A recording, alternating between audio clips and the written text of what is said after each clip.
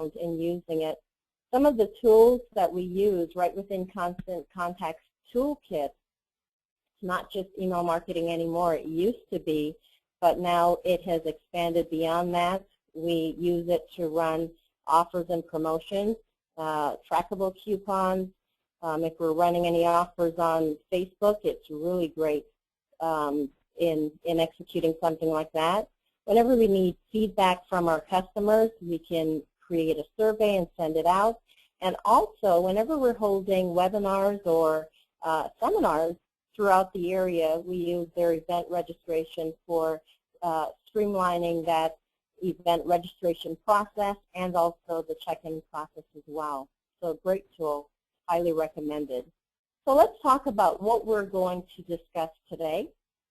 We're going to talk about what campaigns and newsletters really are.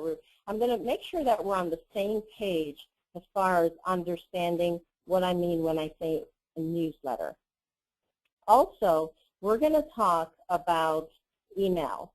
I'm going to share some tried and true tips that would help or aid towards your effective email marketing endeavors. And then we're going to bridge the connection between email and social media because they are really inseparable. They work really well together. Then we're going to speak at length about social media. We're going to talk about the big 5 networks and what you can say on social media. And then we're going to talk about some next steps that you can take. Generally, I've met with many individuals who attend our seminars and they take the time to write down some really great notes, and then when they get back to their office, they sit down, the notes go to the side of the desk, and they fail to take action on what they've learned. So we're going to discuss some next steps that you can take, and hopefully you can put it into action and start benefiting right away. So first up, newsletters, campaigns and newsletters. Now, as Angela mentioned, I am going to take, we're going to take time to answer some questions. I'm going to take a brief break right before we get into email and social. You can see the strip going across the screen with the topics we're going to discuss. So I'm going to take some time to answer questions right after email. If you think of any questions, don't hesitate to type them in. We don't want you to forget your questions, but we'll take those questions at that point. Also, we're going to take questions once again after email and social, and then we'll discuss next steps. If time permits, I'm going to show you a brief demo on branding and newsletter right within Constant Contact. So generally, everyone knows what marketing is, but just to make sure that we're on the same page, when I refer to marketing throughout this presentation, I'm really referring to eliciting a physical, measurable response. In anything you do, marketing-wise, you want to make sure that you're able to measure, and Constant Contact makes it easy to be able to do that with the reporting, but it really starts with your goals and objectives. The same applies to when you're running a campaign. There are 2 actions that are involved. You're going to first push out content that your audience is interested in and they've expressed interest in receiving that content from you. And then secondly, you're going to pull back some sort of response. And again, it's going to be that type of response that you can measure. And that way you know what you're doing is working. Now, there's different forms of emails that you can send out, a newsletter being one of them. But let's take a look at some other types of emails that you can send out. And keep in mind that they don't always have to be filled with graphics. Sometimes you can use a tool like this for creating a business letter. The fact is that you're able to customize it with the individual's name. You have the ability to track the results. So besides just a newsletter, you can even use it for sending out a card or an announcement, a press release. There are tons of templates within Constant Contact that you're able to take advantage of. And when you have the need for something a little bit beyond that, you have the ability to place your custom code that would allow you to achieve your custom designed result.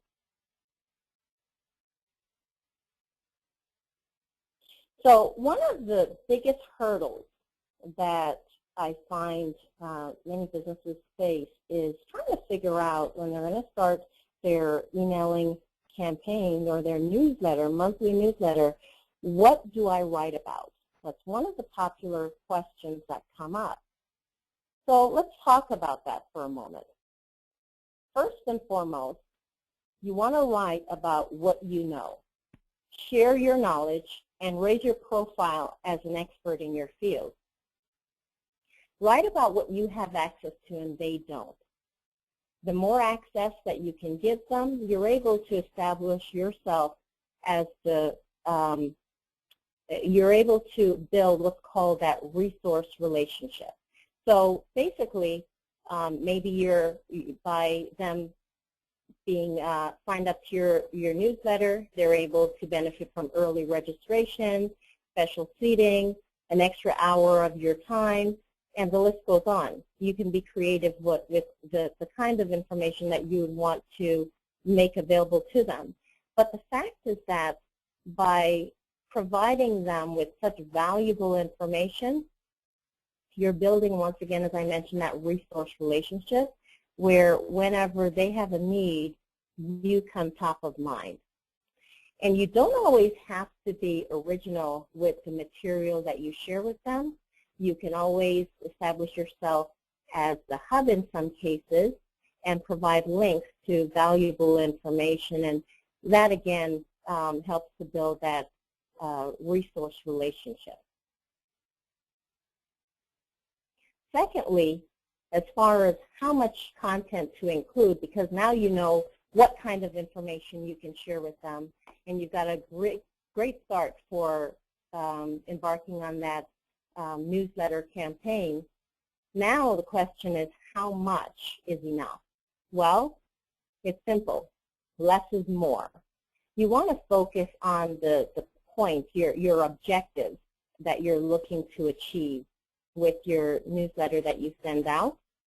And it doesn't mean that you've got to type up like something sort of a piece of paper.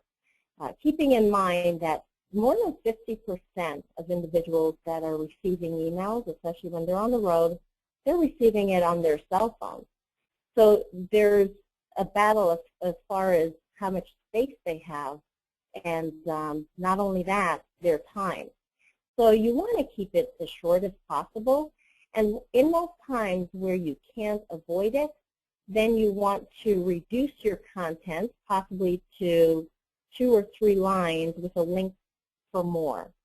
Now the advantage in doing that is that you're now able to track their interest, because as they click on the link to read more, that's recorded in your reporting, and after the email you can go back and see which topics had the most interest, and then you can apply that to your next newsletter that you send out. Here are some examples of companies that have taken some of the templates and branded it for their own use. You've got a nonprofit talking about an event. You've got a restaurant advertising their October special. You've got a B2B list featuring some of their services, and then you have another event notice. Now, some things that you want to keep in mind when it comes to using pictures. We find that pictures get the most engagement. So definitely you want to incorporate it into your email. No one likes a plain email with just text. But some things you want to keep in mind. For one, you don't want to rely on images to convey your message. Also, you want to make sure that any images that you use, you take advantage of the ability to add a text label to that image. And the reason why is because a lot of email clients, for example, Outlook, or even with your cell phone, a lot of times when that email comes in, the images do not display by default. You've got to actually enable images. So if you send out an email which it's just one big image, all they're seeing is an outlined square, which may cause them to delete your email and miss that important message you're trying to convey. So, which leads me to my fourth point, don't use images of your content. So you've got an important message to convey. You don't want to just rely on having that content in the image. They should be able to see it without images displayed. And that's actually a feature right within Constant Contact where you can test what that email would look like when images are not displayed, even before sending it out or testing it yourself within a test email to yourself. And most of all, you want to make sure that your emails that you send out can be viewed on mobile devices. So before sending it out, make sure you test your email by sending a copy to yourself, not only view it on your laptop or your desktop computer, but also view that email on your cell phone. Some things you want to look for, and these are some examples of emails opened up on a cell phone. You want to make sure that the image, when not displayed, does not take away from the message. So using that image description comes in handy. As you can see right in the first example, you've got a description in that empty space. Hopefully that moves them to display select the option to display the image. Also, in the second example, the call to action is actually buried on the bottom. This is an image being displayed in this email, and the person who receives this can miss the important message. So you want to make sure that your call to action is clearly viewed without the need to scroll. And then in the third example, this person is using a template that may not necessarily have been mobile friendly. So as a result, when someone receives it, they've got to size the email to be able to view the whole thing. And a lot of times people do not have the time to do that. So this is where testing of your email becomes very important, very crucial. Now, we all know that on social networks, it's really all about images. That's what gets our attention. And email is just another similar channel. So keeping in mind the use of pictures and also video, it does result in a whole lot more conversion. So definitely use them, but at the same time make sure that you're not relying on those images as we spoke about earlier. And then as far as the content that you write about, you have the ability to repurpose and reuse that content. For example, what we do, we've got a blog on our website, and we may come up with a couple of blog articles for that month. When we send out our monthly newsletter, we incorporate that blog article into our newsletter. We also post the blog articles on our social media sites, and also our newsletter gets posted on the social media site. Now, if you have an article that offers like 5 tips to success in something, keep in mind that you have the ability to break that up and then repurpose it once again on social media, maybe offering 1 tip each day for the week.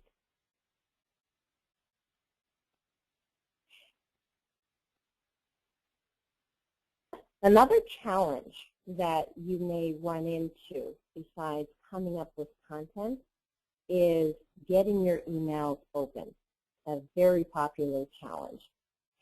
And I'm going to share with you something that some of you probably didn't realize that you do every time you check email. And basically, you find yourself categorizing that email into 3 categories. There's the now, later, or never. It's the 3 words that basically is very important. Whenever you look at your emails, you determine if you're going to stop and read that email right now, or if you're going to save it for later, or you're going to delete it because you view it as spam or you're just simply not interested. And really and truly, your later is really an unintended never. So whenever anyone receives your email, you want to make sure that they see the importance and the value of that email, and they feel the need to stop and read that email. And there are 3 things that people look at in determining what to categorize. First of all, they look at who it's from to figure out whether they know the person. Secondly, the subject line. What is this email about? Do I need to stop and read it right now, or can I save it for later, which is end up being a never because the email gets buried.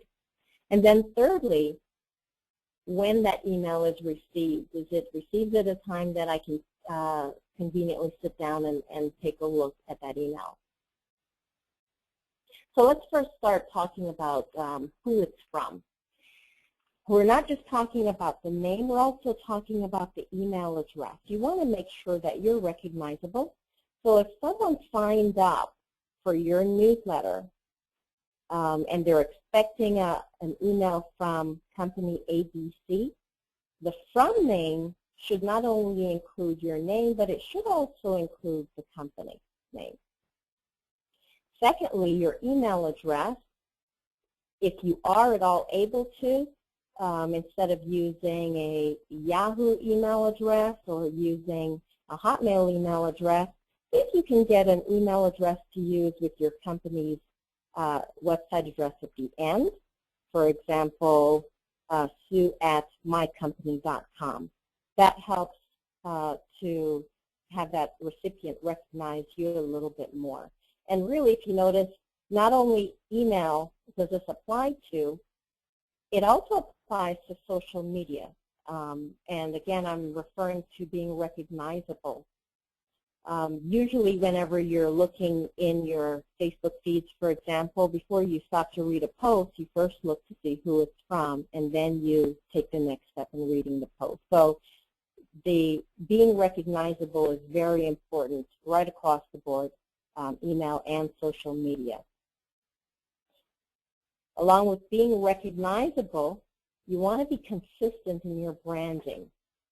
If there are certain colors that are used on your website, you want to try your best to stick to those colors in your email. Just by looking at that email, they should know that the colors, the pictures, the graphics used, they should recognize you. So you want to make sure that you're being consistent in everything that you do. A second challenge, or a third challenge, is subject lines. How do I come up with a subject line that motivates my reader to stop and read the email? And before, we used to go through an exercise where we list different subject lines that you can possibly use. But instead of doing that this time, I'm going to share with you a principle that you can apply when coming up with your own subject lines. And it's called the 2-2-2 principle. And basically what that principle is about is that it simply states you have the first 2 seconds to compel them to pay attention. And they're going to pay attention specifically to the first 2 or 3 words, depending on the length of that subject line. And they're going to determine, based on those first 2 words, whether they should continue to read the rest or delete your email. And then thirdly is the third 2, today. It should carry a sense of urgency. The reason why they should take a few minutes to read this email and possibly act on it. So let's take a look at some examples where this 2-2-2 principle was applied. And I'm going to list them all here. It's just 3 examples.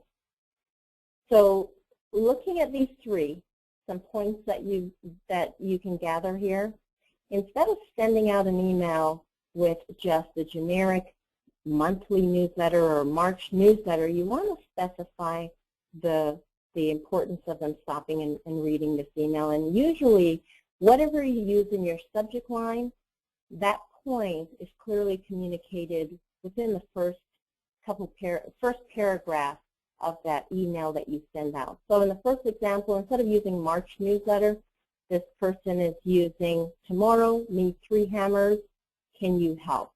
So it clearly shows a sense of urgency within the first 2 or 3. If you notice, the third is a number, so you're going to look at the first 3. It does pique your curiosity for you to read on. The same thing applies to the second example. It does carry a sense of urgency, piques your curiosity, motivates you to read the rest of the email. And the same with the third example, clearly sends a sense of urgency. There's still time, so giving you the reason to act now, open up that email, so that way you're not missing out on something that you can benefit from.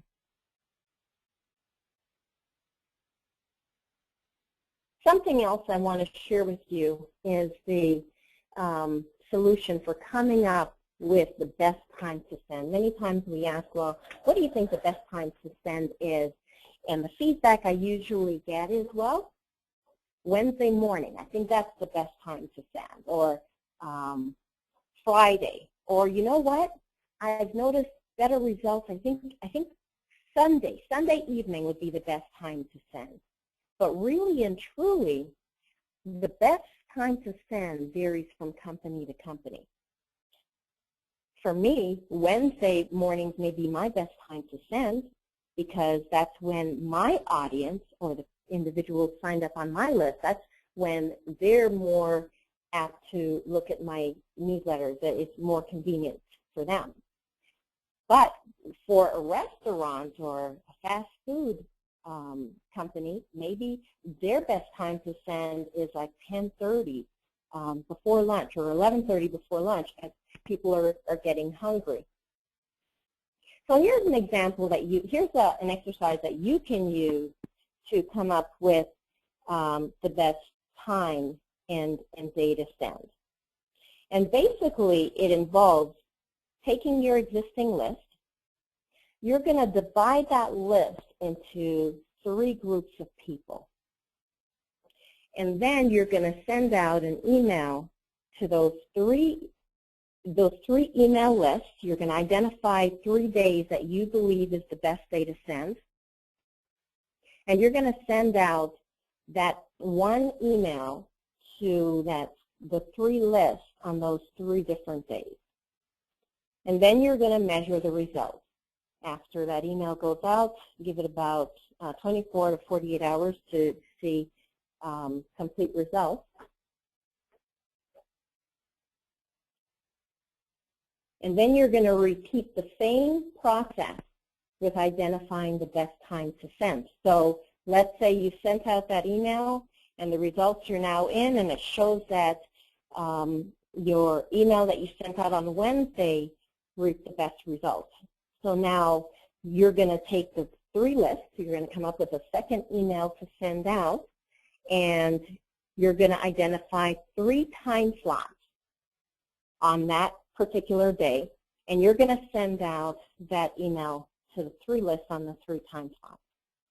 Using that exercise, you're able to identify not only the best time, but the best day to send. Things do change, so you'd probably repeat this process maybe every 3-6 months, just to make sure that you are communicating with your subscribers at the time that's best convenient to them. There are some points that you want to keep in mind. Just to recap on some of the things that we talked about, 67% of email clients do not show images by default, so you want to keep that in mind when sending out your emails. You want to make sure that you're not relying on images to communicate that message, or the content in the images to communicate your message. You want to make sure that you're using text links as well in your email. Just in case the image does not display, they can still see the text link and click on it. You want to make sure that your logo is placed towards the top of your email center or towards the left, and to make sure that you're recognizable, also you want to incorporate your company name into that email, again towards the top. Some other points to remember. Your call to action should be above the scroll line, and you don't want to leave it up to your viewers to have to make too many choices, because experience has shown that they may choose just not to choose. And then you want to make sure all images are clickable and they include text labels. If you don't have a destination for a certain image to click to, then just provide a link to your website. But the fact is that by making each image clickable, again, you can measure, it will show up in your reports, and you can measure what individuals clicked on. And last and most important, test, test, test. Test your email by sending a copy to yourself, test it on your mobile devices, test it on your desktop, test it on your tablet. Make sure that it's displaying the way that you intended it to display. So I'd like to take this moment to answer some questions before I move on to email and social media. Do we have any questions? Hi, Karen. Yes, we do have questions. We have two of them. The first one is, how many pictures are too much in an email and will be filtered to spam? That's a good question. It's really about a balance of content and pictures. You don't want to have too many, I can't really say how many pictures, but you want to make sure that the message you're conveying isn't just written in the image, because if the image isn't displaying, then they're going to miss that. They're going to miss the point that you're trying to convey to them. You want to make sure that your whole email is not an image. So there is a tool right within Constant Contact where you can display your email without images. Try doing that, and then ask yourself, am I getting the message that I'm trying to convey in looking at this email without the pictures? The pictures are really the icing on the cake. There's also a tool to test your email to see if it would be categorized as spam. And on the topic of spam, I know I didn't really touch much on spam in this presentation, preventing your email from getting into the spam filter or junk mail. If you were to look in that folder and you look at some of the emails that fall in there, try not to copy, or try to avoid some of the words that they're using in their subject line to avoid the spam filter. I hope that answered your question.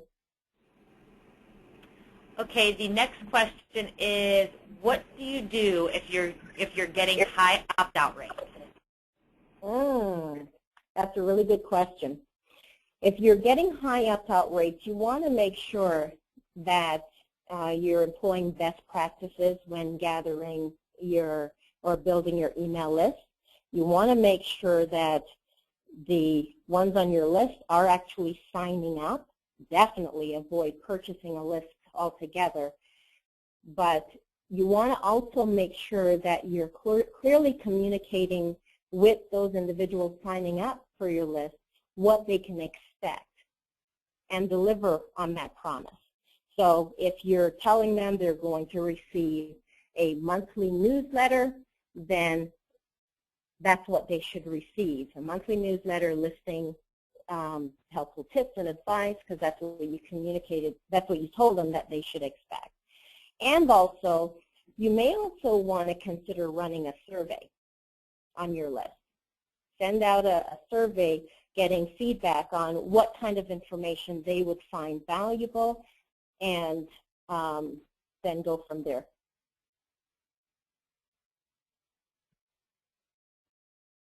Do we have any other questions? There were no other questions submitted yet. Okay, thanks for the questions. So let's go ahead and move on to our next session, email and social.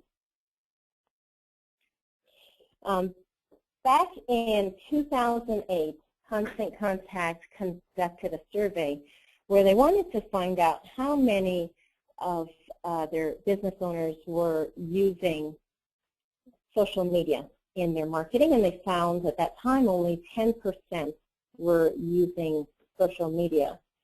Then in 2013, they conducted the same survey, only to find that that number has grown tremendously to 87%, and it's much higher today. The point behind this is the fact that people normally do not continue to do something that does not work. And it's obvious that social media is working for a lot of businesses today. And it's definitely something that you should consider using in your marketing strategy. Part of the reason why social media is so effective, and I know some of you that are using social media personally can attest to this, we rely on the feedback of our friends and family. So whenever your friend makes a particular purchase and they post it on social media, there's a good chance that you may turn around and purchase something similar to that. Also, we've found that if your friend is supporting a certain charity and is posting about that charity, you're more likely to show some interest in that charity that they're posting about as well. So it definitely has a huge influence on decisions. It's all about who you know. It's another way of referral marketing, really. With social media, you also have the ability to amplify your message beyond just your email list. And also at the same time grow your email list in doing so. Because whenever you send out an email and then you share that email on your social media networks, because you've included a link for readers to join your email list, it allows for your email list to grow. Also, when we talked about being recognizable, the same thing applies here beyond just email. You want to make sure that your brand is consistent right through, from your website to your email, right down to your social media network. And here are some examples of companies that are doing that. You've seen the example of Veloco. Here's an example of Girl Scouts. And then you have a third example of Liberty Tax doing the same.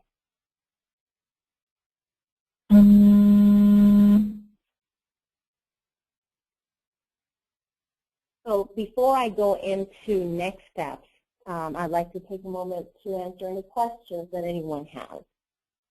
Are there any questions? Not at the moment. No? Okay. So some tools that you can use to get started. There is the Simple Share tool. The Simple Share tool is right within Constant Contact. It allows you to share your email or the newsletter that you create on social media, and it will be shared at that scheduled time that the email is scheduled to go out.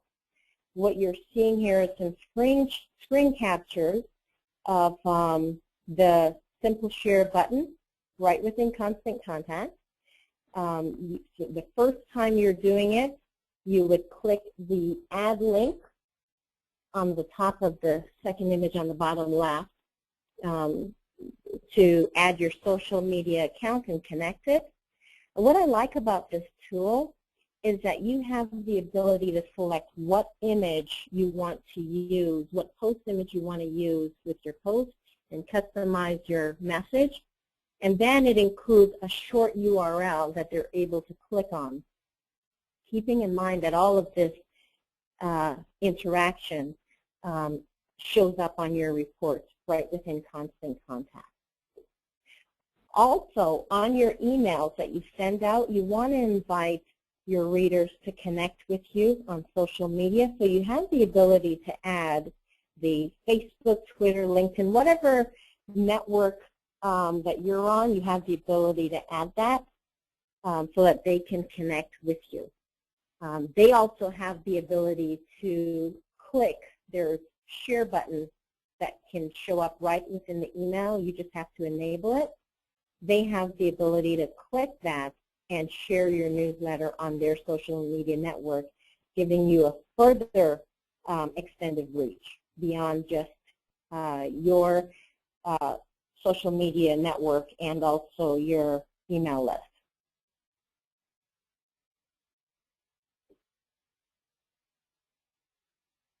Also, as far as building your email list,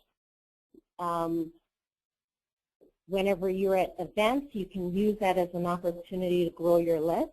But don't just exchange contact information. Tell people about your newsletter that you send out. Let them know how often you send out your newsletters and the value in signing up. Most people, if they know the value it offers and they know how often they're going to receive your newsletter, they're more likely to go ahead and sign up. And that's because they do not feel like you're about to bombard them with an overwhelming amount of emails. There are tons of other tools available to you as well. You can add the email sign up right on your website. It's very easy to do that if you are using Constant Contact. You can also use the Facebook widget on your for Constant Contact, allowing people to join your list right from there. Another point is your emails that you send out. You can also include the link to join your email list right in your signature line as well, so that way anyone you email, send a normal email to, they can sign up. Some other tools you can use, and this comes in handy for trade shows and events. Right within Constant Contact, you have the ability to create a QR code where ones can use a QR reader if they have that app on their cell phone, scan, and it'll take them to a form. They fill out their information, and they're instantly placed on your email list. Another option is the text to join. It's a free service right within Constant Contact. You're given a number that they can use. You create the phrase that you want them to text. They text that phrase to the number. They get a response asking for their email address. They respond with their email address, and they're placed on your list. And the beauty of that second option is it works for all phones, including your subscribers that are not using smartphones. So it's a convenient way to build that list very quickly. And then Constant Contact offers a site called Marketplace.Constant Contact, where you've got tons of various companies that have built software that links Constant Contact with other software.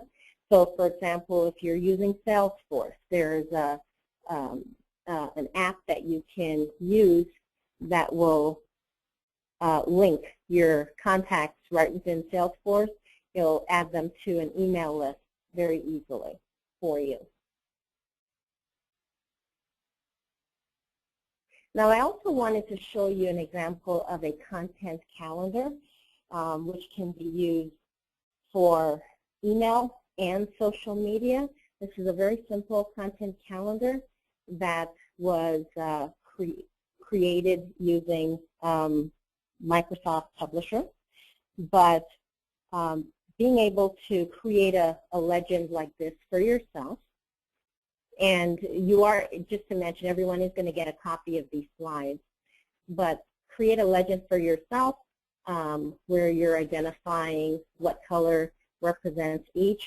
In this example, newsletters are yellow, blogs orange, themes aid blue, multimedia dark blue, and so forth.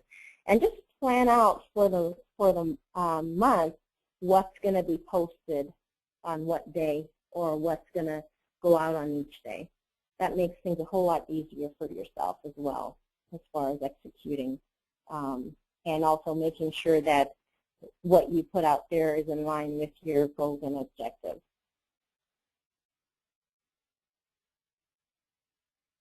Now, how much time do we have? We've got about 15 minutes left into the presentation. Am I right, Angela? Yes, that's correct. And you have a couple questions, too. Okay, so let's go ahead and take those questions first. And then I would like to go into a demonstration on branding a template within Constant Contact. Okay, the first question is, in your opinion, what is the most effective social media platform?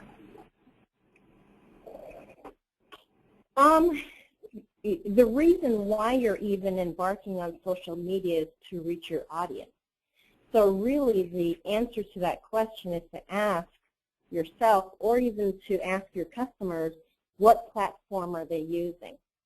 Secondly, you're also paying attention to the message that what you're putting out there on social media. There are some that, for example, Twitter works well with content. You can post images on Twitter as well, but it's really short messages that you're posting on Twitter.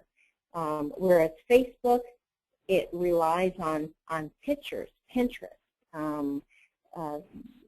So it really depends on, first of all, where is your audience, and then the type of content that you're posting. Okay, the last question is, how do you increase engagement on Facebook? Well, we actually have a seminar just focused on social media, and we talk about ways that you can increase engagement and posts that you can come up with that helps in increasing engagement. Just to touch on that, while I would recommend attending a seminar like that, but just to speak to some of those points on there, you want to make sure that you've got a good balance of content where you're posting content that encourages engagement. You're not selling too much. You avoid it as much as possible. You want to make sure that, just like with email marketing, the content that you're sharing benefits them. So it does involve some thought ahead of time to figure out what kind of valuable information you can share with them on Facebook or whatever network you're using that they would find valuable.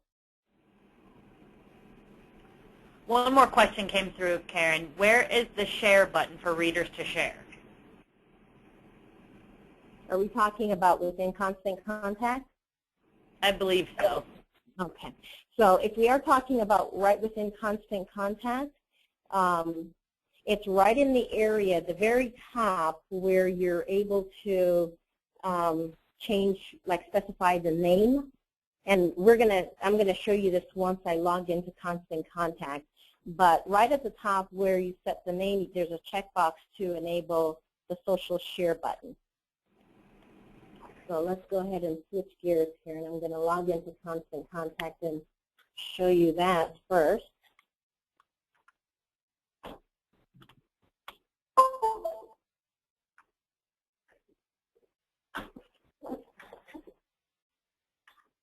Let's go ahead.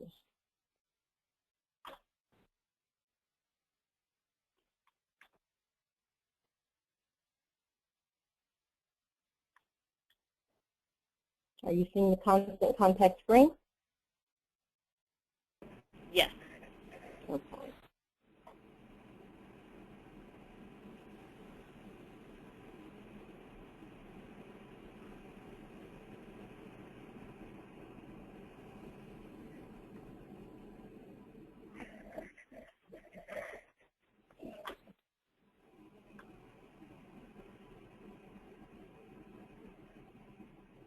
I'm going to go into a test email that was created so I can show where that simple share button is.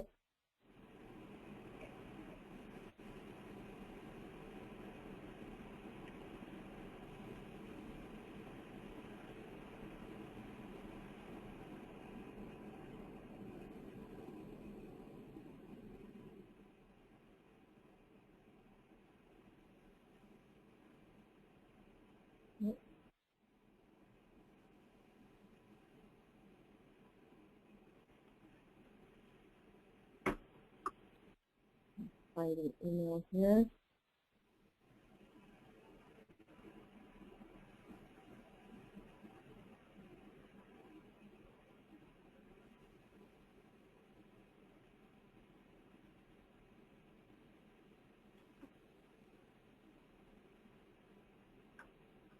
Okay, so when you click in the header option, you have the ability to enable social share links. Get that out of the way. And I just checked the button. So right here, you have the social share links showing up, which means that when they receive the email, they have the ability to share it on their social network. So really, what's showing here, it doesn't mean that you have to be on Facebook, Twitter, LinkedIn, or any of the other networks shown here. It's kind of like an a la carte for them. They can share it on the network that they're using. Another feature is the social button, and of course, this would be, I'm going to show this in preview mode. The social buttons that are shown down here, these will be the networks that you actually have an account on, allowing them to connect with you on your network. And then when you get ready to send that email, and you want to not only schedule it to send out, but you want to schedule it to share on your social network, you're going to select this option, Simple Share. When you go in, set your subject line here. And remember, subject line, the same 2-to-2 principle that we spoke about, applies with your social media posts as well, catching their attention with what you come up with. So you can specify your subject line here. You can then click on the image placeholder and select any image that you want, that you feel will catch their attention once it's posted. And then you can add your subject here. And once you save it, it's not going to post right away. It's really based on the time that you schedule that email to go out. That's when it's going to post on your network. And after it goes out, you can always go back at any given time and share it again from there. Let's say you're using another tool for posting on your social networks, maybe like Hootsuite or so forth. Instead of using the social share, you can grab a copy of the link that's shown here, and then you can use that link and schedule the post. Maybe you've got multiple posts with varying post messages. You can grab the link that way for your newsletter and schedule it. Now, as far as branding your email, right within Constant Contact, there are tons of templates available, and you can actually search. I'm going to click on the Create button.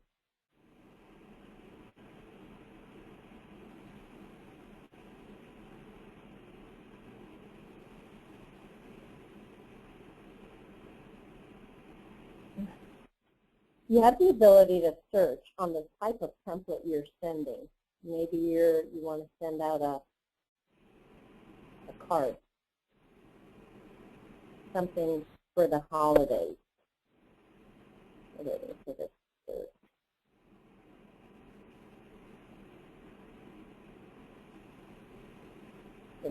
Okay, there we go.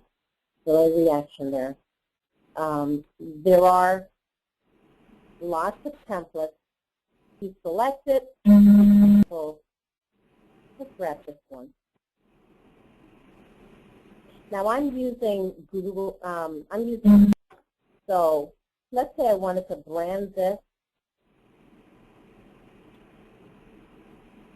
to match the colors on my website.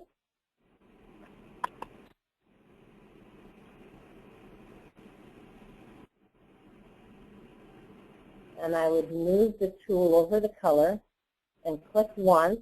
That copies the hexadecimal code for that color. And then I can, before I customize the email. So for oranges, and once I use that color for the first time, it remembers that color, so I can easily go back and select it. Okay, and then I want to switch out all of the grays for browns. I'm going to sample.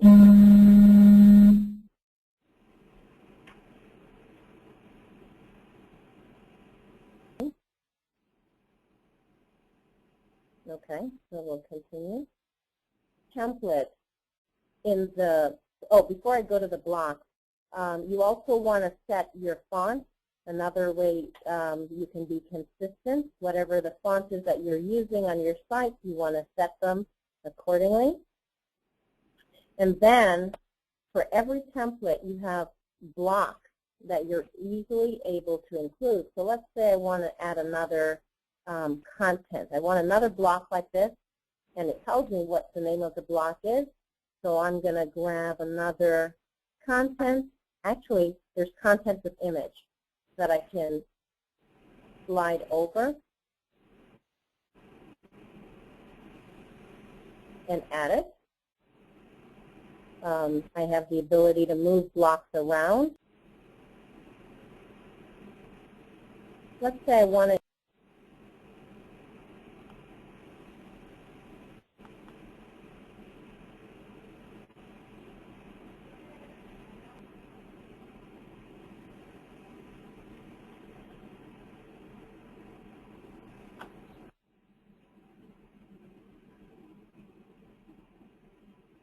And Angela, you can interject with any questions as they're typed if there's any. Okay, you do have one question, and just so you know, you have about 4 minutes left. Okay, thank you. The question is, can Constant Contact be integrated with other marketing automation tools like HubSpot? That's a good question. Honestly, I don't have the answer for that, but I can find out and get back to that person. If you can grab their contact information, I can make sure they get the answer to that question. Okay, I do have her name. Okay, good.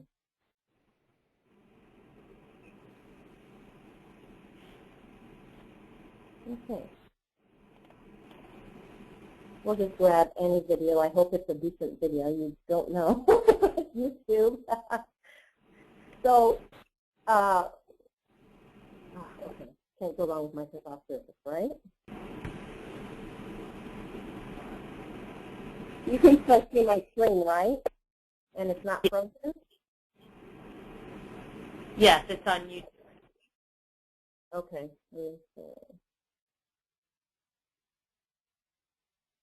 So I can come back here, click on the link to the video.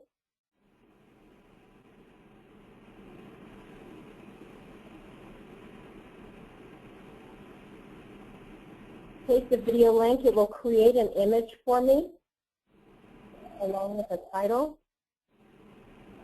and I can paste it put it right in the email, and it creates that play button for me. Some other tools that you have access to on the left-hand side, you have the ability, there's a document library and an image library along with stock images.